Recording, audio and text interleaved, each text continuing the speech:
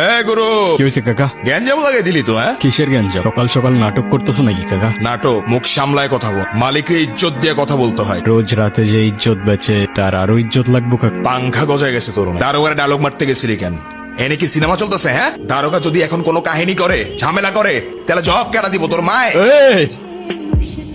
মানা আমার মা নিয়ে কোনো কথা হইব না। জানে মেরে দিব, লাশ ফেলে দিব, এখানেই পুঁতে দেবো শালা। বেগম জান, ও তোমার সামনে আমারে মারার কথা বলতেছে আর তুমি বলতেছো আসতে। মালার জন্য খুব ভালো একটা খদ্দের পাইছি, আমি ওরে নিয়ে যেতেছি। মালা কোথাও যাইবো না, মালার গায়ে জ্বর। এই মালারে নিয়ে আয় তো। এই, বললাম তো মালা কোথাও যাইব। মালার গায়ে প্রচন্ড জ্বর। বেগম জান, যারা ধান্দা করে তাদের বইলা দাও, এই লালকুঠিতে কিছু নিয়মও আছে। বেগম জান তুমি কিন্তু কাজটা ঠিক করতেছো না। বললাম তো আমি দেখতেছি। আজকে বেগম জানের লেগা তুই পাইছে গেলি গুরু। মাইরা যাও না কাকা, নাইলে পরে আফসোস করবা। তুমি এখন যাও, মালা সুস্থ হলে